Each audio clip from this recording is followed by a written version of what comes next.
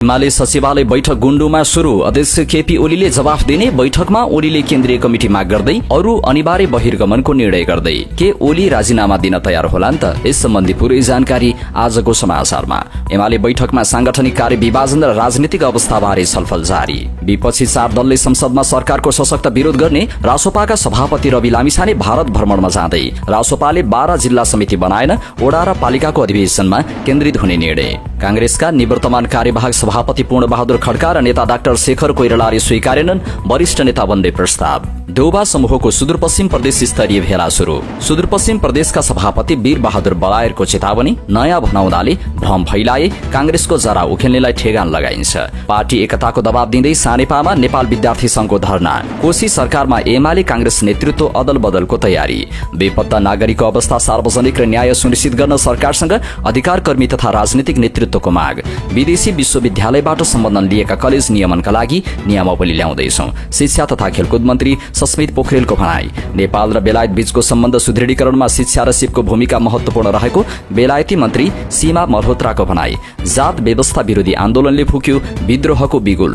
नेपालको मौलिक एवं प्राचीन सांस्कृतिक सम्पदाका रूपमा रहेको चर्या नृत्यको संरक्षण र प्रवर्धनका लागि सरकारवालाहरूको तदारुकता। चौरी क्षेत्रको संरक्षणका लागि पर्याप्त बजेटको व्यवस्था गर्न पर्यावरणीय लोकतन्त्रका लागि नागरिक अभियानको माग। नेपाल एयरलाइन्सको सञ्चालक नियुक्ति विवादमा पर्यटन मन्त्रीको निर्णय विरुद्ध उजुरी। जग्गाको रोक्का र फुकुवाबारे मालपोत कार्यालयहरूलाई 9 बुँदे परिपत्र। फिर्के खोला अतिक्रमण गरी बनाइएका अवैध संरचना हटाउन पोखरा महानगरद्वारा डोजर परिचालन। काठमाडौँको नरेफाँटमा युवकमाथि आक्रमण। बिजुली खेर गयो भने ऊर्जा उत्पादकदेखि बैंकसम्मै डुब्छौं। स्वतन्त्र ऊर्जा उत्पादकहरूको संस्था नेपाल इपानका वरिष्ठ उपाध्यक्षका प्रत्याशी उत्तम भ्लुन लामाको भनाई। आगामी बजेटमा कर्मचारीहरूको तलब बढाउने तयारी तर अर्थमन्त्रीलाई स्रोत जुटाउन सकस। सुनको भाउ तोलामा 2800 रुपियाँ घट्यो। अन्तर्राष्ट्रिय खबरमा अफगानिस्तानको बगलानमा भीषण बाढी। महिला र बालबालिका सहित 10 जनाको मृत्यु। चीनको कोइला खानीमा विस्फोट 82 जनाको मृत्यु। 9 जना अझै बेपत्ता। पाकिस्तानमा रेलवे ट्र्याकमा विस्फोट 20 जनाको मृत्यु। क्यालिफोर्नियामा रासायनिक ग्यास चुहावट 40,000 बासिन्दालाई सुरक्षित स्थानमा जान आदेश। इरानसँगको शान्ति सम्झौता लगभग टुंगिएको अमेरिकी राष्ट्रपति डोनाल्ड ट्रम्पको दावी। युक्रेनको राजधानी किभमा भीषण ब्यालिस्टिक मिसाइल आक्रमण 3 जना घाइते। खेल खबरमा एसियन गेम्स छनौटका लागि नेपाली क्रिकेट टोलीको घोषणा। क्यानका अध्यक्ष चतुरबहादुर चन्दमाथि पद दुरूपयोगको आरोप। राखेपले माग्यो 5 दिनभित्र जवाब। ला लिगा च्याम्पियन बार्सिलोना सिजनको अन्तिम खेलमा पराजित र नेपाली किशोरीका लागि British embassy girls football tournament आयोजना गर्दै बेलायत। दर्शक महानुभाव नमस्कार। समाचार पार्टी.com को न्यूज बुलेटिनमा यहाँलाई हार्दिक स्वागत छ। म रामशरण नेपाली। सदाको झै आज पनि हामी उपस्थित भएका छौं आजका मुख्य समाचार, ब्रेकिङ न्यूज अपडेट लगायत तपाईलाई काम लाग्ने हेर्नै पर्ने महत्वपूर्ण समाचार लिएर।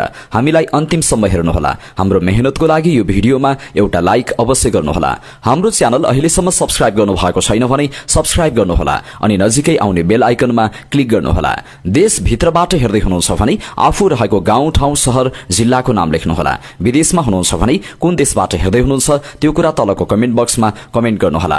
दैनिक रूपमा हेर्नुहुन्छ भने रेगुलर भनेर लेख्नुहोला। आज पहिलो पटक हेर्दै हुनुहुन्छ भने फर्स्ट टाइम भनेर लेखिदिनुहोला। आउनुहोस् दर्शक महानुभाव, आजका मुख्य समाचार सुरु गरौं। एमाले सचिवालय बैठक गुण्डुमा शुरू। अध्यक्ष केपी शर्मा ओलीले जवाफ दिँदै यस सम्बन्धी प्रसंगबाट।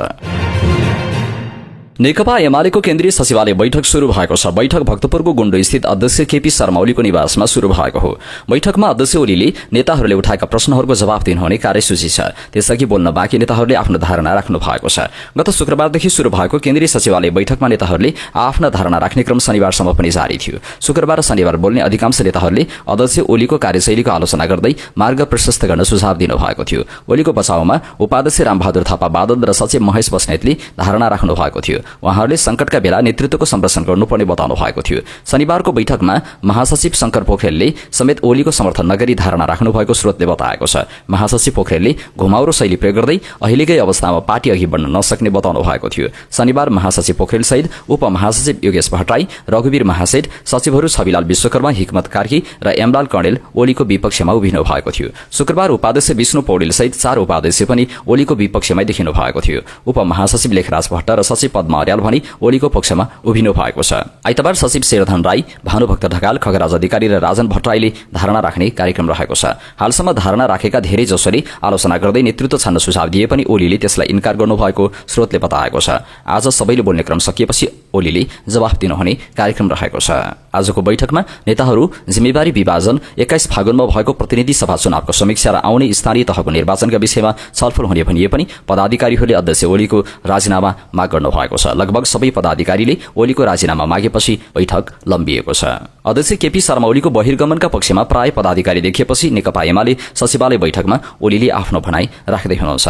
जेठ 4 गते शुरू भई स्थगित बैठक शुक्रबारदेखि पुनः जारी भएको थियो। अध्यक्ष ओली निकट स्रोतका अनुसार सचिवालय बैठकमा उठेका विषयहरू केन्द्रीय कमिटिमा लगेर छलफल गर्नुपर्ने माग गर्दै हुनुहुन्छ। तर पदाधिकारीहरू भने पहिले मार्ग प्रशस्त, त्यसपछि केन्द्रीय कमिटी बैठक भन्ने पक्षमा छन्। एक पदाधिकारीले भन्नुभयो, अध्यक्षको बहिर्गमन अनिवार्य हो। उहाँले मान्नु भएन भने सचिवालय बैठकबाट कारबाही गरी केन्द्रीय कमिटिको अध्यक्षता नगर्ने गरी जान सकिन्छ। ओली भने आफ्नो बहिर्गमनको माग गर्ने पदाधिकारीका प्रश्नको एक जवाफ दिने तयारीमा हुनुहुन्छ। उहाँले ती पदाधिकारीका विगतका अभिव्यक्ति, भूमिका एवं उनीहरूका कारण प्रतिनिधि सभा सदस्य निर्वाचन परिणाम प्रभावित भएका विषयलाई उठाउनु हुने भएको छ। ओली निकट स्रोतले भन्यो, मेरो कारणले भएको क्षतिको जिम्मा म लिन्छु, तर साथीहरूका कारणले भएका क्षतिबारे पनि कुरा हुनुपर्छ भन्ने लाइनमा बोल्दै हुनुहुन्छ। महाधिवेशनबाट निर्वाचित भएका अध्यक्षलाई सचिवालयका केही नेता बसेर कारबाही गर्ने अधिकार नभएको ओलीको अडान आज बैठकमा पेश गर्दै हुनुहुन्छ। पार्टीको सर्वोच्च निकाय महाधिवेशन, त्यसपछि केन्द्रीय कमिटी भएको कारण सचिवालयले निर्वाचित अध्यक्षलाई बाटो खाली गर भन्न नमिल्ने तर्क उहाँले गर्दै हुनुहुन्छ। बैठकको पहिलो दिन पेश गरिएको केन्द्रीय नेताहरूको कार्यविभाजन, स्थानीय तह निर्वाचन कार्यक्रम र पूर्व राष्ट्रपति विद्यादेवी भण्डारीको सदस्यता कायम गर्ने विषयलाई पारित गरेर अन्य विषय केन्द्रीय कमिटिमै छलफल गर्नुपर्ने ओलीको प्रस्ताव रहने उहाँ निकट एक नेताको भनाइ छ। तर उहाँका कुरा मान्ने पक्षमा प्राय पदाधिकारी छैनन्। फागुन 21 को निर्वाचनको जनमत र राष्ट्रिय राजनीतिको माग नै पार्टीको पुनर्संरचना, रूपान्तरण र नेतृत्व हस्तान्तरण हो। प्राविधिक कुरा गरेर बहसलाई विषयान्तर गर्ने छुट दिइने छैन। एक पदाधिकारीले भने, यो कुरा अध्यक्षले मान्नु भएन भने पनि हामी निर्णय गरेर जान्छौं। अध्यक्षको विषयमा उत्पन्न पेचिलो बहसका कारण बैठकको पहिलो दिन महासचिव शंकर पोखरेलले पेश गर्नुभएको कार्यविभाजन तथा स्थानीय तह निर्वाचन योजना संकटमा परेको छ। ओली केही संशोधन सहित ती प्रस्ताव पारित गरेर अरू कुरा पछि गर्ने मनस्थितिमा रहनु भएको छ। तर पदाधिकारी मध्ये 3 जना बाहेक कोही पनि ओलीको कुरा मान्ने पक्षमा हुनुहुन्न। बरु कार्यविभाजन अहिले छाड्न सकिन्छ, अध्यक्षको बहिर्गमनको एजेन्डा छाडेर जान सकिँदैन, ती पदाधिकारीको भनाइ छ। ओलीका पक्षमा उपाध्यक्ष रामबहादुर थापा बादल र सचिव महेश बस्नेत हुनुहुन्छ। उपमहासचिव लेखराज भट्ट पार्टीको बहुमत निर्णय मान्ने भन्दै तटस्थ हुनुहुन्छ। त्यसमध्ये सचिव बस्नेतको आज बोल्ने पालो हो। अर्का सचिव खगराज अधिकारीको पनि बोल्ने पालो आजै हो। तर उहाँले एक टेलिभिजन अन्तर्वार्तामा ओलीले छोड्न नमाने निकालिने भनिसक्नु भएको छ। सचिव पद्मा अर्याल र डाक्टर राजन भट्टराई पक्षमा हुने ओलीको अनुमान थियो। उहाँहरूले पनि बहिर्गमन पक्षमै बोल्नु भएको छ। बैठकमा पार्टीको सांगठनिक कार्यविभाजन, विभिन्न कार्यदलहरूको गठन तथा वर्तमान राजनीतिक घटनाक्रम लगायतका समसामयिक विषयहरूमा छलफल भइरहेको छ। सरकारको गलत कार्यशैली विरुद्ध प्रतिनिधि सभाका विपक्षी दलहरू थप सशक्त बन्ने भएका छन्। विपक्षी दलहरू नेपाली कांग्रेस, नेकपा एमाले, नेपाली कम्युनिष्ट पार्टी नेकपा र राष्ट्रिय प्रजातन्त्र पार्टी राप्रपाका प्रमुख सचेतकहरूको आइतबार भएको छलफलमा जेठ 12 गते बस्ने प्रतिनिधि सभा बैठकमा सरकारको सशक्त प्रतिरोध गर्ने निष्कर्षमा पुगेका हुन्। आइतबार सिंहदरबार स्थित एमाले संसदीय दलको कार्यालयमा भएको छलफलमा उक्त निष्कर्ष निकालिएको एमाले प्रमुख सचेतक ऐन बहादुर महरले जानकारी दिनुभयो। कांग्रेसकी वासना थापा, एमालेका ऐन महर, नेकपाका युवराज दुलाल र राप्रपाकी प्रमुख सचेतक खुशबु ओलीबीच छलफल भएको हो। छलफलमा प्रधानमन्त्री बालेन्द्र शाह बालेनले संसदलाई गरेको उपेक्षा, विपक्षीको विरोध लगायतका विषयमा छलफल भएको नेकपाका नेता युवराज दुलालले जानकारी दिनुभयो। एमाले प्रमुख सचेतक महरले संसदीय मूल्य मान्यता विपरीत विपक्षीहरूका आवाजलाई दबाएर पेलेर अगाडि बढ्ने सरकारको दुस्साहस, गैर लोकतान्त्रिक चरित्र र सभामुखको दलीय भूमिकाका बारेमा गम्भीर छलफल भएको बताउनुभयो। संविधानको कार्यान्वयन, प्रतिनिधि सभा नियमावलीको पालना र लोकतन्त्रको रक्षाका निम्ति विपक्षी बीचको छलफल र सहकार्यलाई आउँदा दिनमा पनि निरन्तरता दिने बारे सहमति भएको महरको भनाइ छ। प्रधानमन्त्री शाहलाई संसदमा उपस्थित भएर सांसदहरूका प्रश्नको जवाफ दिनुपर्ने भन्दै विपक्षीले विरोध गर्दै आएका छन्।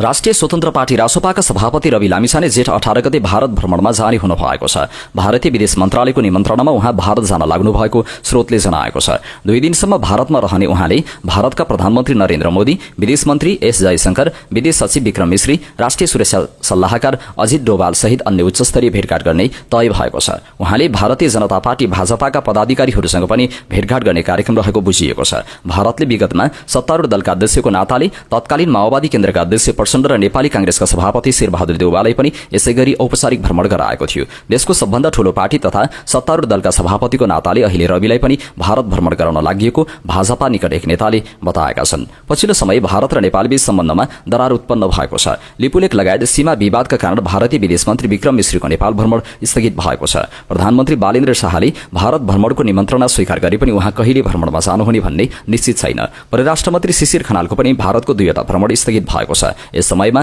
रासोपाका सभापति लामिछाने भारत भ्रमणमा जानुलाई अर्थपूर्ण रूपमा हेरिएको छ।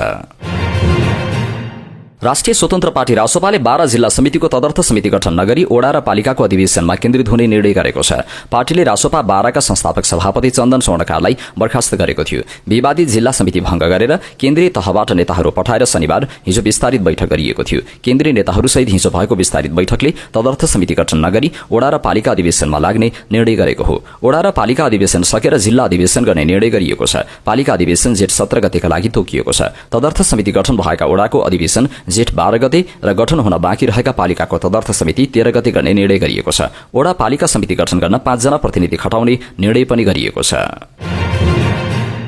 गत पुसको अन्तिम साता विशेष महाधिवेशनबाट आएको नेतृत्वले नेपाली कांग्रेसको वरिष्ठ नेता बन्न परेको प्रस्ताव निवर्तमान कार्यवाहक सभापति पूर्णबहादुर खड्का र नेता डाक्टर शेखर कोइरालाले अस्वीकार गर्नुभएको छ।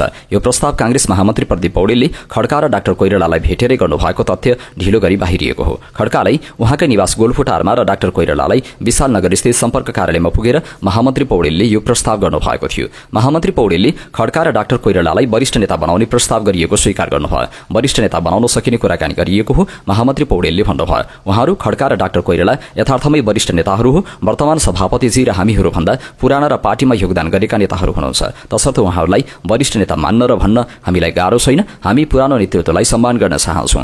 त्यो प्रस्तावको हुन्छ हुन्न भन्ने जवाफ नआएको पौडेलले बताउनुभयो। हामीले यो प्रस्ताव गरेको केही समय भयो, त्यसको जवाफ पाएका छैनौं उहाँले भन्नुभयो। खड्का र डाक्टर कोइरालाले संस्थापनको त्यो प्रस्ताव अस्वीकार गर्नुभएको छ। उहाँहरूले आफूहरूलाई पद नचाहिएको भन्दै निष्पक्ष महाधिवेशन हुने संयन्त्र निर्माण गर्न र सामूहिक र सहमतिमा महाधिवेशन गर्ने वातावरण निर्माण गर्न भन्नुभएको थियो। वरिष्ठ नेता बन्न प्रस्ताव आएपछि डाक्टर कोइरालाले महामन्त्री पौडेललाई आफूलाई लोभ्याउने काम नगर्न र निष्पक्ष 15औं महाधिवेशन हुने वातावरण र संयन्त्र निर्माण गर्न सुझाउनु भएको थियो। मलाई तपाईलाई यो पद दिन्छौं भनेर लोभ्याउने काम नगर्नुस्, पार्टी एक हुनु पर्यो, फुट्न भएन, कोइरालाको भनाइ उद्धृत गर्दै स्रोतले भन्यो। 15औं महाधिवेशन निष्पक्ष हुने वातावरण र संयन्त्र निर्माण गर्नुस्, असन्तुष्ट साथीहरूको चित्त बुझाएर अगाडि बढ्नुस्। कोइरालाको त्यो जवाफपछि महामन्त्री पौडेल कुनै प्रतिक्रिया नदिई फर्कनु भएको थियो।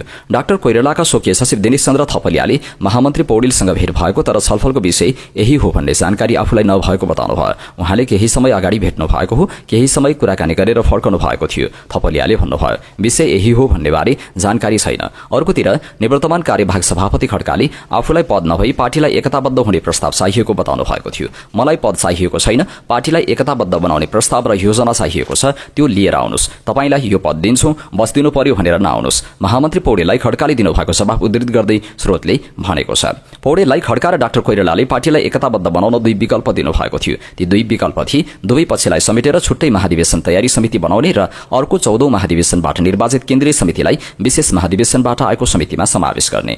महामन्त्री पौडेलले 2 प्रस्ताव नेताहरूले आफूलाई गरेको स्वीकार गर्दै त्यो गर्न आफूहरूले नचाहेको बताउनुभयो। उहाँहरूले महाधिवेशन तयारी समिति बनाउने र 14औं महाधिवेशनबाट निर्वाचित केन्द्रीय समितिलाई अहिलेको केन्द्रीय समितिमा समायोजन गर्ने भन्नुभएको थियो। पौडेलले भन्नुभयो त्यो गर्न हामीले चाहेनौं। देउबा समूहका नेता तथा पूर्व सहमहामन्त्री डाक्टर प्रकाश शरण महतले आफूहरूको मुख्य चासो दुवै पक्षलाई मिलाएर महाधिवेशन तयारी समिति बनाउने हो उहाँले भन्नुभयो। क्रियाशील सदस्यता व्यवस्थापन समिति निर्वाचन समितिमा पनि हाम्रो सहभागिता होस् भन्ने हाम्रो भनाइ छ। महाधिवेशन आयोजक समितिले विधानलाई परिवर्तन गर्न प्रस्ताव गर्ने, महाधिवेशन सम्बन्धी प्रस्ताव तयार पारोस् भन्ने हामीले भनिरहेका छौं। त्यो बाहेक देउवा र शेखर समूहले 15औं महाधिवेशनका लागि भनेर नवीकरण गरिसकिएका क्रियाशील सदस्यता पुनः अद्यावधि गर्नु व्यावहारिक नभएकोले गर्न नहुने पनि बताइरहेको छ।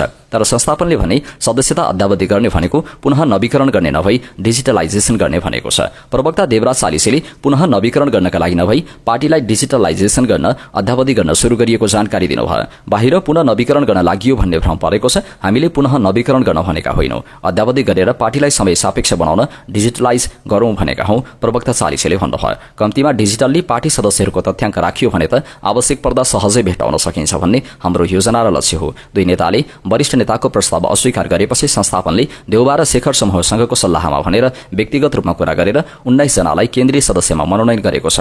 यो मनोनयनपछि कांग्रेसमा थप असन्तुष्टि बढेको छ। सभापति गगन थापाले 2 पूर्व सहमहामन्त्रीहरू महेन्द्र यादव र जीवन परियार तथा पूर्व कोषाध्यक्ष उमेश श्रेष्ठ सहित 19 जनालाई केन्द्रीय सदस्यमा मनोनित गर्नुभएको थियो। मनोनित हुनेमा विशेष महाधिवेशनमा सहभागी नहुनुभएका देउबा समूहका 12 र कोइराला समूहमा 7 जना हुनुहुन्छ। उहाँहरूलाई समूहको सिफारिसमा नभई व्यक्तिगत रूपमा मनोनयन गरिएको खड्का र डाक्टर कोइरालाले विज्ञप्ति मार्फत प्रष्टीकरण दिइसक्नु भएको छ। तत्कालीन केन्द्रीय समिति र समितिका सभापति शेरबहादुर देउबाको असहमतिबीच पुस 27 देखि 30 गतेसम्म गगन थापा र विश्वप्रकाश शर्माको अगुवाईमा विशेष महाधिवेशन भएको थियो। महाधिवेशनले थापाको नेतृत्वमा पदाधिकारी सहितको नयाँ केन्द्रीय समिति ल्याएको थियो। विशेष महाधिवेशन विधान विपरीत भन्दै आधिकारिकता नदिन माग गर्दै देउबा र शेखर समूह निर्वाचन आयोग र सर्वोच्च अदालतमा पुगेका थिए। दुवै निकायले विशेष महाधिवेशनलाई नै आधिकारिक भएको निर्णय दिएका छन्, तर अहिलेसम्म विशेष महाधिवेशनपछि शुरू भएको कांग्रेस विवाद मत्थर भएको छैन। नेपाली कांग्रेसका निवर्तमान सभापति शेरबहादुर देउबाको समूहले सुदूरपश्चिम प्रदेश स्तरीय भेला शुरू गरेको छ। उक्त समूहले धनगढ़ीमा नेपाली कांग्रेसको बृहत्तर एकता र पुनर्जागरणको लागि सुदूरपश्चिम प्रदेश स्तरीय भेला लेखिएको ब्यानरमा भेला शुरू गरेको हो। सुदूरपश्चिमको अस्थायी राजधानी धनगढ़ीको सौराई स्क्वायरमा आयोजना गरिएको भेलामा देउबा समूहका रमेश लेखक, एनपी साउद, वीरबहादुर बलायर, मोहन बस्नेत, केदार कार्की लगायतका नेताहरू सहभागी छन्। नेपाली कांग्रेस सुदूरपश्चिम प्रदेशका सभापति वीरबहादुर बलायरले पार्टीको केन्द्रीय नेतृत्व सभापति गगन थापा पक्षप्रति आक्रोश पोख्दै उनीहरूले पार्टीमा भ्रम फैलाएको आरोप लगाउनु भएको छ। धनगढ़ीमा आयोजित प्रदेश स्तरीय भेलालाई सम्बोधन गर्दै बलायरले नयाँ भनाउँदा नेताहरूले पार्टीको जग र बलिदान नबुझेको भन्दै कडा चेतावनी दिनुभयो। सम्बोधनका क्रममा सभापति बलायरले सभापति गगन थापाको नाम नलिई उहाँप्रति लक्षित गर्दै कडा व्यङ्ग्य गर्नुभयो। 2040 सालमा जन्मेकाहरूले बीपी कोइरालासँग बनारसमा भेटेको गफ दिइरहेका छन्। यो अप्राकृतिक कुरा हो। थापाले पार्टी सदस्यता नवीकरण र लेबीका विषयमा दिएको अभिव्यक्तिप्रति हाम्रो आपत्ति छ। हिजो महामन्त्री हुँदा नवीकरण गर भनेर परिपत्र गर्ने, आज त्यही विषयमा भ्रम फैलाउने, यस्तो रंगीन कुराले पार्टी चल्दैन, सभापति बलायरले भन्नुभयो। भेलाको सम्बोधनको क्रममा बलायर निकै आक्रोशित हुनुहुन्थ्यो। हामी शेरबहादुर देउबाको प्रेरणाले कांग्रेसमा लागेका हौं, कसैको घमण्डले कांग्रेस चल्दैन, बलायरले भन्नुभयो। पार्टीभित्र अनुशासनको कुरा गर्दै बलायरले प्रदेश सभापतिको निर्देशन र पार्टीको मापदण्ड नमान्नेहरूलाई पार्टीबाट निकाल्ने चेतावनी दिनुभयो। जरा उखेल्नेहरूलाई हामीले हेरेर बस्दैनौं, हाम्रो मापदण्ड जसले मान्दैन उसलाई फ्यात्त फालिदिन्छौं, उहाँले भन्नुभयो। कांग्रेसका कार्यकर्ताले रगत पसिना र छोराछोरीको गाँस काटेर पार्टी बचाएको भन्दै उहाँले नेताहरूलाई पदको लोभ नगर्न सुझाव दिनुभयो। कांग्रेस कमजोर भएको दिन देशको राष्ट्रियता संकटमा पर्छ, त्यसैले हामीले कांग्रेसलाई सिद्ध्याउने खेल विरुद्ध उभिनु परेको हो, बलायरले भन्नुभयो। नेपाली कांग्रेसको सुदूरपश्चिम प्रदेश स्तरीय भेला धनगढ़ीमा चलिरहेको छ। कांग्रेस प्रदेश समिति आयोजक रहेको यो भेलामा निवर्तमान सभापति शेरबहादुर देउबा पक्षीय नेताहरू सहभागी छन्। पार्टीको विशेष महाधिवेशनबाट निर्वाचित यो प्रदेशमा रहेका केन्द्रीय सदस्यहरू भेलामा सहभागी छैनन्। प्रदेश सभापति वीरबहादुर बलायरको अध्यक्षतामा भइरहेको भेलामा प्रमुख अतिथि निवर्तमान केन्द्रीय सदस्य तथा पूर्व मन्त्री एनपी साउदलाई बनाइएको छ। भेलामा पूर्व मन्त्री रमेश लेखक, मोहन बहादुर बस्नेत, सुदूरपश्चिमका मुख्यमन्त्री कमल बहादुर शाह, कोशीका पूर्व मुख्यमन्त्री केदार कार्की, कुन्दन काफले, ईश्वरी नेउपाने, रामजनम चौधरी, अर्जुन जंग बहादुर सिंह, गोविन्द बहादुर शाह, रण बहादुर रावल, नयन सिंह महर, निरप ओड, विद्या तिमिली सेना लगायत अतिथि हुनुहुन्छ। ब्यानरमा निवर्तमान सभापति देउबाको तस्बिर राखिएको छ भने सभापति गगन थापाको तस्बिर छैन। भेलामा जिल्ला सभापति, क्षेत्रीय सभापति, प्रदेश सांसद लगायत सहभागी हुनुहुन्छ। संस्थापन पक्षका नेताहरूको सहभागिता छैन। नेपाल विद्यार्थी संघ नेविसंघका कार्यकर्ताहरूले नेपाली कांग्रेस केन्द्रीय कार्यालयमा धरना दिएका छन्। पार्टीभित्र एकता कायम गर्न 12औं महाधिवेशनको मिति घोषणा गर्न तथा संगठनलाई चलायमान बनाउन दबाव स्वरूप उनीहरूले सांकेतिक विरोध प्रदर्शन गरेका हुन्। कार्यकर्ताहरूले पार्टी कार्यालयका विभिन्न कक्षको बाहिर प्लेकार्ड टाँसेर party unity first, ego later, 12औं महाधिवेशन सुनिश्चित गर लगायतका नारा मार्फत नेतृत्वको ध्यानाकर्षण गराएका थिए। धरनामा सहभागी विद्यार्थी नेताहरूले नेपाली कांग्रेसभित्रको आन्तरिक एकता सुदृढ हुनुपर्ने र त्यसको आधार विद्यार्थी संगठनबाटै शुरू हुनुपर्ने बताएका छन्। उनीहरूले गुट उपगुट भन्दा माथि उठेर संगठन र पार्टीलाई एकताबद्ध बनाउन नेतृत्वले पहल गर्नुपर्ने धारणा राखेका थिए। नेविसंघलाई लामो समयसम्म निष्क्रिय अवस्थामा राख्नु उचित नभएको उल्लेख गर्दै उनीहरूले समयमै महाधिवेशन सम्पन्न गरी युवालाई निर्णायक भूमिकामा अघि ल्याउनुपर्ने माग समेत गरेका छन्। मध्य प्रदेशको सत्ता समीकरण फेरिएसँगै त्यसको पराकम्प कोशी प्रदेशमा आइपुगेको छ। अब कोशी प्रदेशमा पनि एमाले र कांग्रेसको सत्ता गठबन्धनमा नेतृत्व अदल बदलको चर्चा चलिरहेको छ। जेठ 7 गते मध्य प्रदेशमा जनता समाजवादी पार्टीका मन्त्रीहरूलाई हटाएर कांग्रेस नेतृत्वको सरकारमा नेकपा एमाले सहभागी भएको थियो। गत मंसिर 19 गते मात्रै एमालेलाई बाहिर राख्न जसपा नेपाल, जनमत, नेकपा माओवादी केन्द्र, लोसपा र एकीकृत समाजवादीको समर्थनमा नेपाली कांग्रेस संसदीय दलका नेता कृष्ण प्रसाद यादव मुख्यमन्त्री बन्नुभएको थियो। 6 महिना नबित्दै मधेस सत्तामा एमाले सहभागी भयो। कोशीमा अहिले एमाले कांग्रेसको सरकार छ। नेतृत्व एमाले सचिव समेत रहनुभएका प्रदेश संसदीय दलका नेता हिक्मत कुमार कार्कीले गरिरहनु भएको छ। नेपाली कांग्रेसका उपसभापति विश्वप्रकाश शर्माले सुनसरीको लौकहीमा शुक्रबार आयोजित प्रदेश स्तरीय कार्यक्रमलाई सम्बोधन गर्दै कोशी प्रदेशमा सत्ता परिवर्तन हुने बताउनु भएको छ। अब बन्ने नयाँ सरकारको नेतृत्व कांग्रेसले गर्ने उहाँको भनाइ थियो। तर एमाले कांग्रेसलाई नेतृत्व दिन तयार छैन। तर अध्यक्ष ओली चाहिँ मुख्यमन्त्री फेर्ने पक्षमा रहनु भएको छ। शीर्ष नेतृत्वमा सरकार परिवर्तनको गृह कार्य भइरहँदा प्रदेशका मुख्यमन्त्री कार्की पनि हस्काउनु भएको छ। सत्ता फेरबदल हुने सम्भावनाका बीच उहाँले हतार प्रदेशको नीति तथा कार्यक्रम पनि सार्वजनिक गर्नुभयो। जेठ 6 गते प्रदेश सभाको बजेट अधिवेशन शुरू भएको थियो। 7 गते नै उहाँले नीति तथा कार्यक्रम प्रस्तुत गर्नुभयो। विगतमा भने नीति तथा कार्यक्रम संसदमा प्रस्तुत गर्नुअघि सरकारले प्रतिपक्षी दलसँग राय माग्थ्यो। संसदीय समितिसँग पनि सुझाव मागेको थियो। यो पटक नीति तथा कार्यक्रम तयार गर्ने विषयमा सरकारले कुनै सरकारवाला पक्षसँग छलफल नै गरेन। कांग्रेसको चाहना बजेट अघि नै सरकार फेर्नुपर्छ भन्ने छ। त्यही भएर उहाँले हतार नीति तथा कार्यक्रम ल्याउनुभयो। सत्ता परिवर्तनका लागि गृह कार्य गरिरहनुभएका कांग्रेसका एक नेताले भने असार 1 गते भन्दा अघि बजेट ल्याउन मिलेन। उहाँले नीति तथा कार्यक्रम चाहिँ चाँडै ल्याउनु भयो। प्रमुख प्रतिपक्ष दल नेकपा संसदीय दलका नेता इन्द्रबहादुर आङ्गो पनि नीति तथा कार्यक्रम ल्याउन सरकारले हतार गरेको देख्नुहुन्छ। प्रतिपक्ष दल र संसदीय समितिसँग राय माग्ने परम्परा हो, तर सरकारले यसपटक राय मागेन उहाँले भन्नुभयो। उहाँका अनुसार कांग्रेस एमाले बनाएको सरकारमा नेकपा सहभागी हुने विषयमा कुनै छलफल भएको छैन। आफ्नो दल प्रतिपक्ष भूमिकामा रहने उहाँले बताउनुभयो। नेकपा एमाले संसदीय दलका उपनेता तिल कुमार मेन्याङ्बो सरकार पुनर्गठनको विषयमा केन्द्रमा सामान्य छलफल भए पनि कुनै निष्कर्षमा नपुगेको बताउनुहुन्छ। केन्द्रीय नेतृत्वमा छलफल चलिरहेको छ, कुनै निर्णय भइसकेको छैन उहाँले भन्नुभयो। पहिले सहमति गर्दा कोशीको पूर्ण कार्यकाल एमाले नै नेतृत्व गर्ने सहमति थियो, तर पछिल्लो समय नेपाली कांग्रेसले पनि दाबी गरिरहेको उहाँले बताउनुभयो। प्रतिनिधि सभा निर्वाचनको मत परिणामपछि एमाले अध्यक्ष केपी शर्मा ओली कोशीको नेतृत्व एमाले नै गर्ने, तर पात्र मात्रै फेर्ने पक्षमा हुनुहुन्छ। एमाले सचिव हिक्मत कुमार कार्की कुनै समय अध्यक्ष ओलीको विश्वास पात्र हुनुहुन्छ। 2 पटक 2074 र 2079 मा उहाँले आफ्नो क्षेत्रबाट प्रदेश सभामा उठाउनु भएको थियो। तर फागुन 21 को प्रतिनिधि सभा निर्वाचनमा कार्कीले गरेको व्यवहारका कारण पनि ओली रुष्ट हुनुहुन्छ। निर्वाचनका लागि घर दैलोमा जाँदा अध्यक्ष ओलीसँग हिक्मत कुमार कार्की र उहाँका दाजु दीपक कार्कीको विपक्षमा मतदाता र कार्यकर्ताले खुलेर कुरा राखे। हिक्मत एमाले सचिव र प्रदेशको मुख्यमन्त्री हुनुहुन्छ। उहाँका दाई दीपक केन्द्रीय कमिटी सदस्य हुनुहुन्छ। आफ्नो गृह क्षेत्रबाट अध्यक्ष हार्दा मुख्यमन्त्रीले नैतिकता देखाउनु पर्ने हो, तर त्यसो गर्नु भएन। एमालेका एक सांसदले भनेका छन्। झापा 5 अध्यक्ष ओलीको पराजयको कारणमध्ये एउटा उहाँ पनि हो। चुनावमा लज्जास्पद हारपछि ओली कार्की सम्बन्ध चिसिएको छ। पछिल्लो समय कार्की आफ्नो विपक्षमा उभिएको थाहा पाएपछि ओली झन रिसाउनु भएको छ। सशस्त्र द्वन्द्वका क्रममा बेपत्ता पारिएका नागरिकहरूको अवस्था तत्काल सार्वजनिक गर्न र पीडित परिवारलाई न्याय दिलाउन सरकारवालाहरूले सरकारसँग माग गरेका छन्। राजधानीमा आयोजित एक ऐक्यबद्धता कार्यक्रममा बोल्दै विभिन्न राजनीतिक दलका नेता, वरिष्ठ अधिवक्ता र मानव अधिकार कर्मीहरूले संक्रमणकालीन न्यायलाई तार्किक निष्कर्षमा पुर्याउन राज्य गम्भीर हुनुपर्नेमा जोड़ दिएका छन्। उनीहरूले बेपत्ता नागरिकको खोजी र सत्य तथ्य निरूपणका लागि आयोगहरूलाई प्रभावकारी बनाउनु पर्ने र विद्यमान कानूनी जटिलताहरू तत्काल समाधान गर्नुपर्ने आवश्यकता उल्याएका छन्। कार्यक्रममा सहभागी वक्ताहरूले राजनीतिक इच्छा शक्तिको अभावमा पीडितहरू दशकौंदेखि न्यायको प्रतीक्षामा रहेको उल्लेख गर्दै अबको प्रक्रिया परिणाममुखी हुनुपर्ने धारणा राखेका छन्। यस्तै द्वन्द्वकालीन मुद्दाहरूलाई राजनीतिक दाउपेचको विषय बनाउनुको साटो राष्ट्रिय जिम्मेवारीका रूपमा लिई सम्बोधन गर्न सरकारको ध्यान आकर्षण गराइएको छ। नेकपा एमालेकी नेत्री बिन्दा पाण्डेले सशस्त्र द्वन्द्वका क्रममा बेपत्ता भएका व्यक्तिका परिवार र यौन हिंसामा परेका महिलाहरूलाई न्याय दिलाउन संसदमा संकल्प प्रस्ताव दर्ता गर्नुपर्ने माग गर्नुभयो।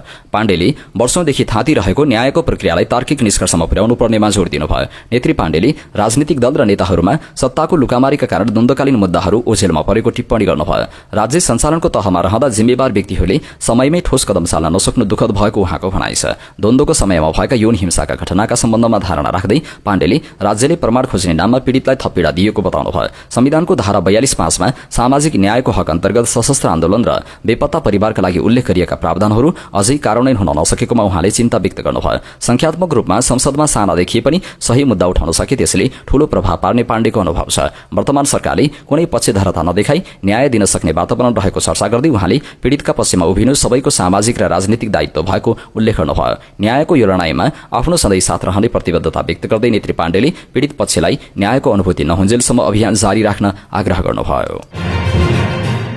शिक्षा तथा खेलकुद मन्त्री सस्मित पोखरेलले विदेशी विश्वविद्यालयसँग सम्बन्ध लिएका क्याम्पसहरूलाई नियमन गर्न नयाँ नियमावली ल्याउन लागेको जानकारी दिनुभएको छ। आइतबार आयोजित एक कार्यक्रममा बोल्दै उहाँले विदेशी विश्वविद्यालय सम्बद्ध कलेजका सन्दर्भमा धेरै गुनासो आएकोले नियमन गर्नका लागि नियमावली ल्याउन लागेको जानकारी दिनुभएको हो। उहाँका अनुसार शिक्षा मन्त्रालयले नियमावलीको मस्यौदा तयार गरी अर्थ र कानून मन्त्रालयमा पठाएको छ। ती मन्त्रालयहरूको स्वीकृति तथा रायपछि मन्त्री परिषदमा पेश गरिने उहाँले जानकारी दिनुभयो। विदेशी विश्वविद्यालयसँग सम्बन्ध लिएका कलेजहरू प्रभावकारी रूपमा नियमन हुन नसकेको उहाँको भनाइ छ। विदेशी विश्वविद्यालय सम्बद्ध कलेजलाई कुन आधारमा सम्बन्धन दिने, कुनलाई नदिने तथा नियमनको ढाँचा कस्तो हुने भन्ने विषय नियमावली मार्फत स्पष्ट पार्ने उहाँले बताउनुभयो। नेपाली विश्वविद्यालय र कलेजहरू नियमनमा रहे पनि विदेशी सम्बन्धन प्राप्त कलेजहरू व्यवस्थित रूपमा नियमन हुन नसकेको उहाँले बताउनुभयो। उहाँका अनुसार शिक्षा मन्त्रालयले हाल 3वटा नियमावली एकसाथ अघि बढाइरहेको छ। त्यसमध्ये शिक्षा नियमावली, शैक्षिक परामर्श कन्सल्टेन्सी संस्था नियमन सम्बन्धी नियमावली तथा विदेशी विश्वविद्यालय सम्बद्ध कलेज नियमन सम्बन्धी नियमावली रहेका छन्। शिक्षा ऐन तत्काल संसदको चालू अधिवेशनमा ल्याउन नसकिएकोले शिक्षा नियमावली अगाडि बढाइएको उहाँले जानकारी दिनुभयो। उहाँले विद्यालयमा शिक्षक दरबन्दी मिलानको लागि पनि कार्य अगाडि बढाइसकिएको जानकारी दिनुभयो। स्थानीय तहसँगको समन्वयमा दरबन्दी मिलानको कार्य अघि बढिरहेको उहाँको भनाइ छ। संयुक्त अधिराज्य बेलायतकी इन्डो पेसिफिक राज्यमन्त्री सीमा मल्होत्राले नेपाल र बेलायत बीचको ऐतिहासिक सम्बन्धलाई थप सुदृढ र आधुनिक बनाउन शिक्षा, विकास र आर्थिक सहकार्य मुख्य आधार रहेको बताउनु भएको छ। आफ्नो पहिलो नेपाल भ्रमणका क्रममा आयोजित कार्यक्रमलाई सम्बोधन गर्दै उहाँले दुई देशबीचको 200 वर्षभन्दा पुरानो मित्रता र 100 वर्ष अघि हस्ताक्षरित मैत्री सम्बन्धीलाई नयाँ उचाइमा पुर्याउने प्रतिबद्धता व्यक्त गर्नुभयो। मन्त्री मल्होत्राले नेपालको शिक्षा क्षेत्रमा बेलायतले विगत 70 वर्षदेखि निरन्तर सहयोग गर्दै आएको स्मरण गराउनुभयो। मन्त्री मल्होत्राले शिक्षा र अर्थतन्त्र एक अर्कासँग अभिन्न रूपमा जोडिएको उल्लेख गर्नुभयो। नेपाल सरकारले अघि सारेको आर्थिक वृद्धि र रोजगारी सृजनाको लक्ष्यलाई सघाउन बेलायत इच्छुक रहेको उहाँको भनाइ छ। बेलायतले आफ्नै देशमा लागू गरेको औद्योगिक रणनीति र स्किल्स इङ्ल्यान्डको अवधारणालाई नेपालको आवश्यकता अनुसार साझेदारी गर्न सकिने उहाँले बताउनुभयो। नेपाली विद्यार्थीले नेपालमै बसेर बेलायती विश्वविद्यालयको शैक्षिक योग्यता हासिल गर्न सकिने ट्रान्सनेशनल एजुकेसनको महत्वमाथि प्रकाश पार्दै मन्त्रीले यसले प्रतिभा पलायन रोक्न र लागत कम गर्न मद्दत गर्ने धारणा राख्नुभयो। हाल नेपालका 30वटा क्याम्पससँग 19वटा बेलायती विश्वविद्यालयले सहकार्य गरिरहेको र 17,000 भन्दा बढी नेपाली विद्यार्थी लाभान्वित भइरहेको जानकारी उहाँले दिनुभयो। मन्त्री मल्होत्राले बेलायतमा रहेका नेपाली समुदायले दुई देशबीच लिभिङ ब्रिजको काम गरिरहेको बताउनुभयो। बेलायतमा नेपाली मूलका व्यक्तिहरू स्थानीय राजनीति र व्यावसायिक क्षेत्रमा सफल हुँदै गएकोमा खुशी व्यक्त गर्दै उहाँले बेलायत पढ्न जाने नेपाली विद्यार्थी 6औं ठूलो अन्तर्राष्ट्रिय समूह हुनु गौरवको विषय रहेको उल्लेख गर्नुभयो। भ्रमणका क्रममा मन्त्री मल्होत्राले नेपालका शिक्षा, परराष्ट्र र अर्थमन्त्रीसँग छुट्टा छुट्टै भेटवार्ता गरी द्विपक्षीय हितका विषयमा छलफल गर्नुभएको थियो। ती भेटहरूमा आधारभूत सिकाइ ढाँचा, बालिका शिक्षा र अटिजम भएका बालबालिकाका लागि विशेष शैक्षिक सहयोगका क्षेत्रमा सहकार्य गर्ने विषयमा छलफल भएको उहाँले जानकारी दिनुभयो। मन्त्री मल्होत्राले नेपालको समावेशी विकास, नवप्रवर्धन र समृद्धिका लागि बेलायत सदैव भरपर्दो साझेदार रहने विश्वास व्यक्त गर्नुभयो। जात व्यवस्थाले निम्त्याएको तहगत उत्पीडन, श्रृंखलाबद्ध हत्या र ऐतिहासिक थिचोमिचो विरुद्ध काठमाडौँको माइतीघर मण्डलामा विद्रोह प्रतिरोधात्मक प्रदर्शन भएको छ। जात व्यवस्था उन्मूलन मोर्चा नेपाल प्रथम राष्ट्रिय सम्मेलन आयोजक समितिको संयोजनामा भएको हो। सो र्यालीमा देशैभरबाट उत्पीडित नागरिक, बौद्धिक समुदाय र मानवाधिकार कर्मीहरू सहभागी छन्। यो ऐतिहासिक विद्रोह दिवसको घोषणा 6 वर्ष पहिले प्रेम विवाहकै कारण रुकुम सोतीमा निर्मम र अमानवीय रूपमा मारिएका नवराज विक लगायत 6 जना युवाको सम्मान र न्याय खोज्ने प्रतिरोधको रूपमा गरिएको थियो। अन्तर्जातीय प्रेमकै कारण ज्यान फाल्नुपर्ने यो देश कस्तो गणतन्त्र हो भन्दै र्यालीमा सहभागी कार्यकर्मीहरूले आक्रोश पोखेका छन्। हाम्रो श्रम चल्ने, रगत र पसिना चल्ने, तर हाम्रो छोराले छोरी मन पराउँदा खोलामा बगाइने बर्बर जातिवादी मानसिकताको अन्त्य बिना लोकतन्त्र अधुरो छ लगायतका प्लेकार्ड बोकेर प्रदर्शन गरेका थिए। प्रदर्शनमा सहभागीहरूले भूमिहीन दलितहरूलाई खेतीयोग्य जमिनको व्यवस्था गर, दलित विद्यार्थीका निम्ति छात्रवृत्ति सहित निशुल्क शिक्षा सुनिश्चित गर र दलित हत्याकाण्डको न्यायिक छानबिन गर्न उच्चस्तरीय स्वतन्त्र आयोग गठन गर जस्ता सामरिक र नीतिगत मागहरू प्रस्तुत गरेका छन्। नेपालको मौलिक एवं प्राचीन सांस्कृतिक सम्पदाका रूपमा रहेको चर्या नृत्यको संरक्षण र प्रवर्धनका लागि सरकारवालाहरूले तदारुकता देखाएका छन्। काठमाडौँ उपत्यकाको बौद्ध मार्गी समुदाय, विशेष गरी वज्राचार्य र शाक्यहरूमा प्रचलित यो नृत्य विश्वकै ऐतिहासिक र आध्यात्मिक नृत्य विधामध्ये एक मानिन्छ। चर्या नृत्य केवल कला र मनोरञ्जनको साधन मात्र नभई यो विशिष्ट तान्त्रिक साधना र ध्यानको स्वरूप हो। वज्रयान बौद्ध दर्शनमा आधारित यस नृत्यमा विभिन्न देवी देवताका स्वरूप, मुद्रा र भावहरूलाई कलात्मक रूपमा प्रस्तुत गरिन्छ। विशेष गरी चर्या गीती वज्र गीतको ताल र लयमा प्रस्तुत गरिने यस नृत्यमा पञ्चबुद्ध, मञ्जुश्री, आर्यतारा, लोकेश्वर लगायतका देवदेवीहरूको उपासना गर्ने गरिन्छ। संस्कृतिविदहरूका अनुसार प्राचीन कालमा यो नृत्यलाई अत्यन्तै गोप्य मानिन्थ्यो र केवल निश्चित दीक्षा प्राप्त व्यक्तिहरूले आगम घरभित्र मात्र प्रदर्शन गर्ने गर्दथे। तर पछिल्लो समय यसको ऐतिहासिक र सांस्कृतिक महत्वलाई मध्यनजर गर्दै यसलाई सार्वजनिक रूपमा पनि प्रदर्शन गर्न थालिएको छ। यसले नेपाली मौलिक कलालाई अन्तर्राष्ट्रिय स्तरमा चिनाउन र पर्यटन प्रवर्धनमा समेत टेवा पुर्याएको छ। यद्यपि यसको शास्त्रीय शुद्धता र मौलिकतालाई कायम राख्नु चुनौतीपूर्ण रहेको कलाकारहरू बताउँछन्। नयाँ पुस्तामा यो प्राचीन बजेटलाई हस्तान्तरण गर्न उचित तालिम र संस्थागत पहलको आवश्यकता औल्याइएको छ। सूर्य क्षेत्रको संरक्षणका लागि पर्याप्त बजेटको व्यवस्था गर्न सरकारसँग माग गरिएको छ। पर्यावरणीय लोकतन्त्रका लागि नागरिक अभियानले आइतबार काठमाडौँमा पत्रकार सम्मेलन गरी सो माग गरेको हो। त्यसैगरी शिक्षा र स्वास्थ्य क्षेत्रमा पनि गुणस्तरीय सेवा दिने गरी आवश्यक बजेटको व्यवस्था गर्न सरकारको ध्यानाकर्षण गराइएको अभियानका संयोजक नरेन खतिवड़ाले बताउनुभयो। राष्ट्रिय कुल बजेटको 20% शिक्षा र स्वास्थ्य क्षेत्रमा 10% बजेट सरकारले विनियोजन गर्नुपर्ने अभियानको सुझाव थियो। संयोजक खतिवड़ाले सरकारले जैविक कृषि, पर्यापर्यटन, घरेलु तथा साना उद्योग, वन, नवीकरणीय ऊर्जा र सूचना प्रविधि लगायतका क्षेत्रमा वार्षिक 5 लाख रोजगारी तथा स्वरोजगारी सुनिश्चित हुने गरी पर्याप्त बजेट विनियोजन गर्न पनि सरकारलाई आग्रह गरिएको बताउनुभयो। अभियानले सरकारले वातावरणीय सुरक्षा सुनिश्चित भएका योजनामा मात्रै बजेटको व्यवस्था गर्नुपर्नेमा पनि जोड दिएको छ। नेपाल एयरलाइन्सको सञ्चालक सदस्य पदमा नियुक्त गरिएको नियुक्ति विवादमा तानिएको छ। संस्कृति, पर्यटन तथा नागरिक उड्डयन मन्त्रालयले वैशाख 31 गते कास्कीका डाक्टर दीपक प्रसाद बाँसतोला, चितवनका प्रवीण भट्टराई, ललितपुरका महेश्वर भक्त श्रेष्ठ, काठमाडौँका रूपा लामिछाने र स्याङ्जाका लीलाराज ढकाललाई सञ्चालक समितिमा नियुक्त गर्ने निर्णय गरेको थियो।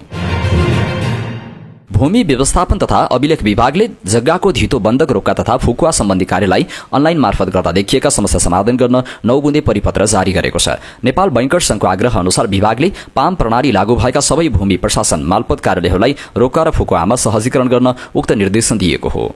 बैंक तथा वित्तीय संस्थाले अनलाइन मार्फत धितो बन्धक र फुकुवाको लिखत पेश गर्दा विभिन्न प्राविधिक तथा प्रक्रियागत समस्या झल्नु परेपछि विभागले नयाँ व्यवस्था गरेको हो। एउटै धितोमा सोही बैंकबाट सोही ऋणीले थप ऋण लिनु परेमा पुरानो दृष्टिबन्धक लिखत खारेज गरिरहनु पर्ने छैन। पुरानै रोक्कालाई कायम राखेर थप ऋणको लिखत मात्रै पारित गर्न सकिने व्यवस्था मिलाइएको छ। रोक्का रहेको जग्गामध्ये केही हिस्सा मात्र बिक्री गर्न वा कित्ता काट गर्नु परेमा बैंकको सहमतिमा क्षेत्रफल वा कित्ता खुलाएर आंशिक फुकुवा गर्न पाइनेछ। बाँकी जग्गा भने यथावत रोक्का नै रहनेछ। बैंकको सहमति लिएर जग्गा धनीले रोक्का रहेको जग्गामा बनेको घरको विवरण अध्यापति गर्न सक्नेछन्। नियमअनुसार दस्तुर तिरेर घर कायम गरेपछि मालपोतले सम्बन्धित बैंकलाई यसको जानकारी दिनेछ।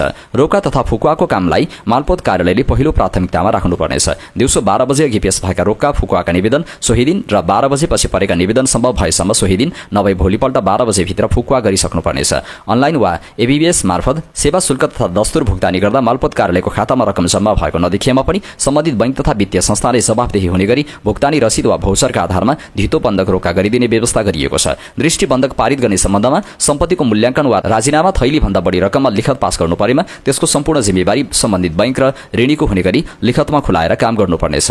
अनलाइन प्रणालीबाट पारित भएको लिखत र फुकुवा पत्रको निस्सा प्रिन्ट गरी बैंक तथा वित्तीय संस्थाले अनिवार्य रूपमा आफ्नो भू सेवा केन्द्र मार्फत अपलोड गरी तामेली व्यवस्थापन गर्नुपर्नेछ। मालपोतले पनि रोक्को वा फुकुवाको जानकारी कम्प्युटर प्रिन्ट मार्फत नै दिनुपर्नेछ। हाल विभिन्न बैंक तथा वित्तीय संस्थाहरूको दृष्टिबन्धक लिखतमा फरक फरक शर्त र ढाँचा प्रयोग हुँदा एकरूपता नभएको विभागले जनाएको छ। यसमा एकरूपता ल्याउन विभागले नेपाल बैंकर्स संघलाई एउटै नमुना मस्यौदा तयार पारेर छलफलका लागि पेश गर्न समेत अनुरोध गरेको छ। यस परिपत्रसँगै बैंक तथा वित्तीय संस्थाहरूले जग्गा धितो राखेर ऋण प्रवाह गर्न सहज हुने र सर्वसाधारण ऋणीहरूले मालपोतमा भोग्दै आएको प्रशासनिक झन्झट कम हुने विश्वास विभागले लिएको छ। पोखरा महानगरपालिकाले फिर्के खोला अतिक्रमण गरी निर्माण गरिएका अवैध संरचनाहरू हटाउन आइतबार बिहानदेखि डोजर परिचालन गरेको छ। फेवातालको मुहानका रूपमा रहेको फिर्के खोलाको संरक्षण र सीमाङ्कनका लागि सर्वोच्च अदालतले दिएको आदेश कार्यान्वयन गर्ने क्रममा महानगरपालिकाले यो कदम चालेको हो। महानगरपालिकाले 2080 साउनमा फिर्के खोलाको वास्तविक मापदण्ड यकिन गर्न प्राविधिक नाप जाँच गरेको थियो। सो अध्ययनका क्रममा 8 किलोमिटर लामो यस खोलाको बहाव क्षेत्र र मापदण्डभित्र 160 भन्दा बढी अवैध संरचनाहरू निर्माण भएको तथ्य फेला परेको थियो। महानगरको प्रतिवेदन अनुसार ती संरचनाहरूमध्ये 97 वटा व्यक्तिगत अस्थायी घरहरू छन् भने बाँकी स्थायी संरचना रहेका छन्। अतिक्रमित संरचनाहरूमा केही विद्यालय, विभिन्न टोल तथा जातीय संगठनका समाजघरहरू, लायन्स क्लब अफ फिस्टेल सिटीको भवन र वडा नम्बर 17 स्थित गाईघाटमा रहेको सशस्त्र प्रहरी बल एपीएफको तालिम केन्द्रको भवन समेत पर्दछन्। महानगरपालिकाले गत वैशाख 4 गते सार्वजनिक सूचना जारी गर्दै मापदण्डभित्रका संरचनाहरू स्वतस्फूर्त रूपमा हटाउन आह्वान गरेको थियो। सूचनाको अवज्ञा भएपछि महानगरले आइतबार बिहानैदेखि फिर्के खोलाका 3 फरक स्थानबाट डोजर चलाएर संरचना भत्काउन सुरु गरेको हो।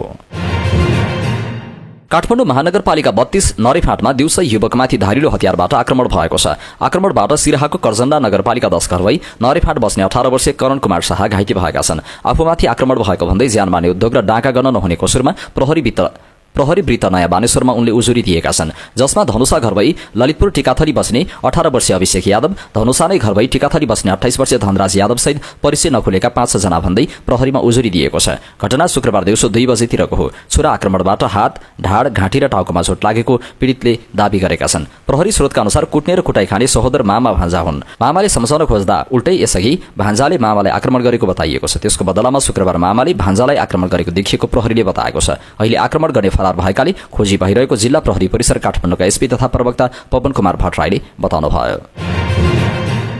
स्वतन्त्र ऊर्जा उत्पादकहरूको संस्था नेपाल इपानका वरिष्ठ उपाध्यक्षका प्रत्याशी उत्तम भ्लोन लामाले नेपालको जलविद्युत क्षेत्र अहिले अत्यन्तै संवेदनशील मोडमा रहेको बताउनु भएको छ। पत्रकारहरूसँग कुराकानी गर्दै उहाँले जलविद्युत क्षेत्र अनेकौं चुनौतीसँग जुधिरहेको बताउनुभयो। उहाँका अनुसार जलविद्युत क्षेत्र अहिले स्थानीय समस्या, अन्तर्राष्ट्रिय बजारमा मूल्य वृद्धि, पेट्रोलियम पदार्थको मूल्य वृद्धि, निर्माण लागत तथा जग्गाको मूल्य बढिरहेकाले अघि बढ्न धेरै कठिन भइरहेको छ। उहाँका अनुसार अहिलेको कार्यशैली र नीतिगत संरचनामै अघि बढ्ने हो भने सरकारले लक्ष्य लिएको 30,000 मेगावाट विद्युत उत्पादन सम्भव देखिँदैन।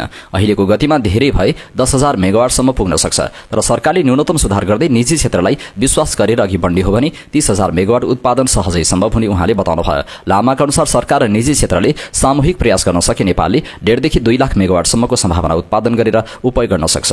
स्वतन्त्र ऊर्जा उत्पादकहरूको संस्था नेपाल इपानको नयाँ नेतृत्व चयनका लागि चुनावी सरगर्मी बढेको छ। आगामी जेठ 29 गते हुने साधारण सभाका लागि वर्तमान उपाध्यक्ष उत्तम लामा भ्लोनको नेतृत्वमा प्यानल घोषणा गरिसकेको छ। आगामी आर्थिक वर्ष 2083-84 को बजेट मार्फत सरकारले कर्मचारीको तलब बढाउने तयारी गरेको छ। तत्कालीन अर्थमन्त्री जनार्दन शर्माले आर्थिक वर्ष 2079-80 को बजेटमा निजामती कर्मचारी र शिक्षकको तलब 15% बढाएका थिए, तर त्यसैता निजामती कर्मचारीहरूको तलब वृद्धि भएको छैन। कानूनी व्यवस्था अनुसार सरकारले 2 वर्षको अन्तरालमा तलब वृद्धि गर्नुपर्ने हुन्छ, तर पछिल्लो 3 वर्षदेखि निजामती कर्मचारीहरूको तलब वृद्धि हुन सकेको छैन। सम्भवतः अर्थमन्त्री डाक्टर सोनी वाग्लेले आगामी आर्थिक वर्षको बजेटमा 3 वर्षपछि तलब बढाउनुहुनेछ। स्रोतका अनुसार मन्त्री वाग्ले पनि निजामती कर्मचारीको तलब वृद्धि गर्ने विषयमा सकारात्मक हुनुहुन्छ, तर बजेट सार्वजनिक हुने अघिल्लो रात मात्रै अन्तिम रूप दिइने भएकाले अहिलेसम्म कुन आधारमा वा कति तलब वृद्धि गर्ने भन्ने विषयमा टुङ्गो भन्ने लागेको छैन। मुख्य सचिव सुमनराज अर्यालको संयोजकत्वमा रहेको तलब भत्ता पुनरावलोकन समितिले भने केही दिन अघि मात्रै निजामती कर्मचारीको तलब बढाउन सरकारलाई सिफारिस गरेको छ। समितिले कार्यालय सहयोगीको मासिक तलब 35,000 रुपियाँ र मुख्य सचिवको 1,21,000 रुपियाँ पुर्याउन सिफारिस गरेको स्रोतले जनाएको छ। आइतबार सुनचाँदीको भाव घटेको छ। सुनको भाव अघिल्लो दिनको तुलनामा तोलामा 2,800 रुपियाँ र चाँदी 105 रुपियाँ घटेको छ। नेपाल सुनचाँदी व्यवसायी महासंघले यस दिनका लागि सुनको भाव प्रति तोला 2,90,900 रुपियाँ तोकेको छ। अघिल्लो दिन 2,93,700 रुपियाँमा कारोबार भएको थियो। गत आइतबार प्रति तोला 2,94,000 रुपियाँमा सुनको कारोबार भएको थियो। आज चाँदी 105 रुपियाँ घटेसँगै प्रति तोला 5,010 रुपियाँ कायम भएको छ। अघिल्लो दिन 5,115 रुपियाँमा कारोबार भएको थियो। गत आइतबार 5,060 रुपियाँमा चाँदीको कारोबार भएको थियो। अब अन्तर्राष्ट्रिय खबर। अफगानिस्तानको उत्तरी प्रान्त बगलानमा आएको आकस्मिक बाढीका कारण महिला र बालबालिकासहित कम्तीमा 10 जनाको मृत्यु भएको छ। स्थानीय संचार माध्यम टोलो न्यूजका अनुसार बाढीले बगलानका विभिन्न जिल्लाहरूमा ठूलो क्षति पुर्याएको छ। प्रान्तीय विपद व्यवस्थापन प्राधिकरणका प्रमुख हिदायतुल्लाह हमदर्दका अनुसार बाढीले 100 भन्दा बढी आवासीय घरहरू ध्वस्त बनाएको छ भने हजारौं एकड कृषि भूमि जलमग्न भएको छ। यस प्राकृतिक विपत्तिले प्रान्तको पहिले नै कमजोर रहेको ग्रामीण अर्थतन्त्रमा गम्भीर धक्का पुर्याएको अधिकारीहरूले बताएका छन्। यसैगरी अफगानिस्तानको दक्षिणी प्रान्त कान्दाहारमा बुधबार राति आएको विनाशकारी हावाहुरीका कारण अन्य 3 जनाको मृत्यु भएको छ भने 6 जना घाइते भएका छन्। पछिल्ला केही दिनदेखि अफगानिस्तानका विभिन्न भूभागमा भारी वर्षा र हावाहुरी र चट्याङ सहितको प्रतिकूल मौसम कायम छ। देशको मौसम विज्ञान विभागले आगामी दिनहरूमा पनि वर्षा जारी रहने पूर्वानुमान गर्दै जोखिमयुक्त क्षेत्रहरूमा थप बाढी आउन सक्ने भन्दै उच्च सतर्कता अपनाउन चेतावनी दिएको छ। उत्तरी चीनको शान्सी प्रान्त स्थित एक कोइला खानीमा भएको ग्यास विस्फोटमा परि 82 जनाको मृत्यु भएको छ। शान्सी प्रान्तको क्युनुआन काउन्टी स्थित लिउ सेन्यु कोइला खानीमा शुक्रबार उक्त दुर्घटना भएको हो। विस्फोटमा परि मृत्यु हुनेको संख्या 82 पुगेको पुष्टि भएको छ भने अन्य 9 जना कामदार अझै खानीभित्र फँसिरहेका छन्। अहिले उद्धार कार्य जारी रहेको छ। खानीभित्र फँसेकाहरूको खोजी र उद्धारका लागि सुरक्षाकर्मी तथा उद्धारकर्मीहरू परिचालन गरिएको छ। विस्फोटको विस्तृत विवरण र क्षतिको पूर्ण विवरण संकलन गर्ने क्रम जारी रहेको जनाइएको छ।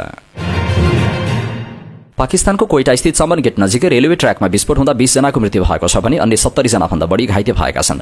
आइतबार भएको विस्फोटका कारण रेलका 3वटा डिब्बा पटरीबाट खसेका थिए भने 2वटा डिब्बा पल्टिएका थिए। प्रत्यक्षदर्शीहरूका अनुसार विस्फोट यति शक्तिशाली थियो कि रेलवे ट्र्याक नजिकै पार गरिएका धेरै सवारी साधनहरूमा क्षति पुगेको थियो भने नजिकैका घरहरूमा पनि क्षति पुगेको छ। घटनापछि घटनास्थलमा सेना र प्रहरी परिचालित भएका छन्। अधिकारीहरूले विस्फोटको कारण वा हताहतको संख्याको बारेमा अहिलेसम्म कुनै वक्तव्य जारी गरेका छैनन्। रेल मन्त्री मोहम्मद हनिफ अब्बासीले कोइटामा भएको विस्फोटको कडा शब्दमा निन्दा गर्नुभएको छ। रेलवे प्रवक्ताद्वारा जारी विज्ञप्तिमा रेल मन्त्री हनिफ अब्बासीले भन्नुभएको छ, कोइटा क्यान्टबाट आउँदै गरेको सटल ट्रेन चमन गेट नजिकै विस्फोटमा परेको थियो। उहाँका अनुसार विस्फोटका कारण इन्जिन सहित 3वटा कोच पटरीबाट खसेका थिए भने 2वटा कोच पल्टिएका थिए। अमेरिकाको दक्षिण क्यालिफोर्निया स्थित एक एरोस्पेस उत्पादन केन्द्रमा औद्योगिक रसायन चोहाट भएपछि करिब 40,000 बासिन्दालाई सुरक्षित स्थानमा जान आदेश दिएको छ। ओरेन्ज काउन्टीको गार्डन ग्रुप शहरमा रहेको जीकेएन एरोस्पेसको प्लान्टमा रहेको भण्डारण ट्याङ्कबाट ग्यास चोहाट भएपछि ठूलो विस्फोट वा विषाक्त फैलने डरले स्थानीय प्रशासनले उक्त आदेश जारी गरेको हो। अधिकारीहरूका अनुसार बिहिबार दिउँसो उक्त उद्योगको शीतलीकरण प्रणाली कुलिङ सिस्टममा समस्या आएपछि मिथाइल मेथ्याक्राइलिट नामक रसायन रहेको ट्याङ्क अत्याधिक तातिएर हानिकारक वाफ उत्सर्जन हुन थालेको थियो। मिथाइल मेथ्याक्राइलिट एक अत्याधिक प्रज्वलनशील रसायन हो जसको प्रयोग एक्रिलिक प्लास्टिक र एरोस्पेसका पार्ट पूर्जा निर्माणमा गरिन्छ। यसबाट गार्डन ग्रुप सहित अनाहिम, बोएना पार्क, साइप्रस, स्ट्यान्टन र वेस्ट मिनिस्टर लगायतका क्षेत्रका बासिन्दा प्रभावित भएका छन्। सुरक्षा सतर्कतालाई ध्यानमा राख्दै गार्डन ग्रुप एकीकृत विद्यालय जिल्लाका धेरै विद्यालयहरू बन्द गरिएका छन्। आपतकालीन टोलीले ट्याङ्क फुट्न सक्ने वा विस्फोट हुन सक्ने जोखिमलाई न्यूनीकरण गर्न उच्च सतर्कता अपनाइरहेका छन्। रसायन ढल वा नजिकैका जलस्रोतमा मिसिन नदिन बालुवाका बोराहरू राखेर अवरोध सिर्जना गरिएको छ। हालसम्म यस घटनामा कुनै मानवीय क्षति वा कोही घाइते भएको विवरण प्राप्त भएको छैन। अमेरिकी राष्ट्रपति डोनाल्ड ट्रम्पले इरानसँगको शान्ति सम्झौताको मस्यौदामा लगभग तयार भएको घोषणा गर्नुभएको छ। शनिबार सामाजिक सञ्जाल ट्रुथ सोशल मार्फत जानकारी दिँदै उहाँले अमेरिका, इरान र मध्यपूर्वका अन्य सम्बन्धित राष्ट्रहरू बीचको सहमतिमा यो सम्झौतालाई अन्तिम रूप दिन लागि बताउनुभयो। उक्त सम्झौताको एक महत्वपूर्ण हिस्साका रूपमा स्ट्रेट अफ हर्मुज जलसन्धि खुल्ला गरिने ट्रम्पले उल्लेख गर्नुभयो। सम्झौताका अन्तिम पक्ष र विस्तृत विवरणहरूमा हाल छलफल भइरहेको र यसबारे छिट्टै औपचारिक जानकारी सार्वजनिक गरिने उहाँले बताउनुभयो। यसै सिलसिलामा ट्रम्पले शनिबार दिउँसो खाडी तथा अन्य क्षेत्रीय नेताहरूसँग टेलिफोन संवाद गरी इरानको पछिल्लो प्रस्तावबारे समीक्षा गर्नुभएको छ। उहाँले इजरायली प्रधानमन्त्री बेन्जामिन नेतन्याहुसँग पनि छुट्टै कुराकानी गर्नुभएको र उक्त संवाद अत्यन्त सकारात्मक रहेको जानकारी दिनुभएको छ। युक्रेनको राजधानी किभमा आइतबार बिहानै शक्तिशाली ब्यालिस्टिक क्षेपणास्त्र मिसाइलबाट भीषण आक्रमण भएको छ। किभ शहर सैन्य प्रशासनका प्रमुख टिमुर टकाचेन्कोले यस आक्रमणको पुष्टि गर्नुभएको छ। टकाचेन्कोका अनुसार राजधानीको मध्यभागमा अवस्थित ओडिल्स्की जिल्लामा आक्रमणका कारण भीषण आगलागी भएको छ। सामाजिक सञ्जाल टेलिग्राम मार्फत जानकारी दिँदै उहाँले उक्त घटनामा पनि कम्तीमा 3 जना घाइते भएको बताउनु भएको हो। आक्रमणको सिलसिला अझै जारी रहेको र थप क्षेपणास्त्र प्रहार हुन सक्ने उच्च जोखिम रहेकाले सतर्क रहन समेत सैन्य प्रशासनले आग्रह गरेको छ। युक्रेनी अधिकारीहरूले स्थितिको निरन्तर अनुगमन गरिरहेका छन्। अब पालो खेल खबरको। सिंगापुरमा 31 मेदेखि शुरू हुने एसियन गेम्स क्रिकेट छनौट प्रतियोगिताका लागि नेपाली पुरुष राष्ट्रिय क्रिकेट टोलीको घोषणा गरिएको छ। नेपाल क्रिकेट संज्ञानले विज्ञप्ति जारी गर्दै टोलीको घोषणा गरेको हो। कप्तानमा दिपेन्द्र सिंह ऐरी छन्। यसअघि युएई सँगको श्रृङ्खलामा नखेलेका रोहित पौडेल, सोमपाल कामी र करण केसी टोलीमा फर्किएका छन्। 13 राष्ट्र सहभागी टी20 अन्तर्राष्ट्रिय छनौट प्रतियोगितामा नेपाल समूह एमा परेको छ। नेपालसँगै यस समूहमा थाइल्याण्ड र इन्डोनेसिया रहेका छन्। प्रतियोगिताको ढाँचा अनुसार 4 समूहका शीर्ष 2 टोली क्वार्टर फाइनलमा पुग्नेछन्। त्यसपछि सेमी फाइनल पुग्ने 4 टोलीले 2026 एसियन गेम्सका लागि स्थान सुरक्षित गर्नेछन्।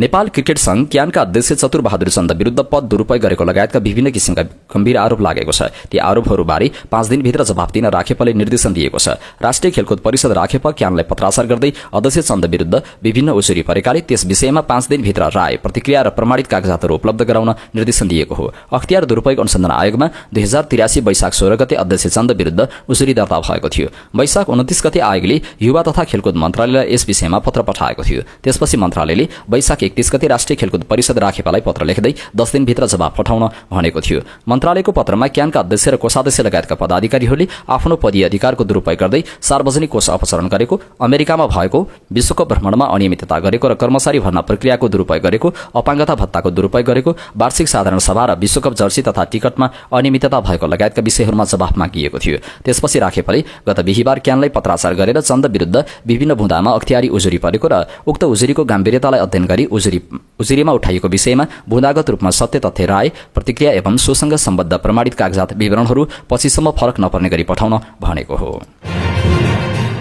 भ्यालेन्सियाले स्पेनिस ला लिगा च्याम्पियन बार्सिलोनालाई सिजनको अन्तिम खेलमा 3-1ले पराजित गरेको छ। शनिबार राति भएको खेलको पहिलो हाफ गोलरहित बराबरीमा सकिएको थियो। दोस्रो हाफको 61 मिनेटमा रोबर्ट लेभान्डोस्कीले गोल गर्दै बार्सिलोनालाई अग्रता दिलाएका थिए। उनको गोलमा फेरान टोरेसले असिस्ट दिएका थिए। तर त्यसपछि भ्यालेन्सियाले उत्कृष्ट पुनरागमन गर्यो। 66 मिनेटमा जाबी गोइराले बराबरी गोल फर्काए भने 71 मिनेटमा लुइस रियोजाले गोल गर्दै टोलीलाई 2-1 को अग्रता दिलाए। इन्जुरी समयको 7औं मिनेटमा गोइडो रोड्रिगेजले थप गोल गर्दै भ्यालेन्सियाको 3-1 को जित सुनिश्चित गरे। यससँगै ला लिगा उपाधि जितिसकेको बार्सिलोनाले सिजनको अन्तिम खेल भने हारसँग टुङ्गिआएको छ।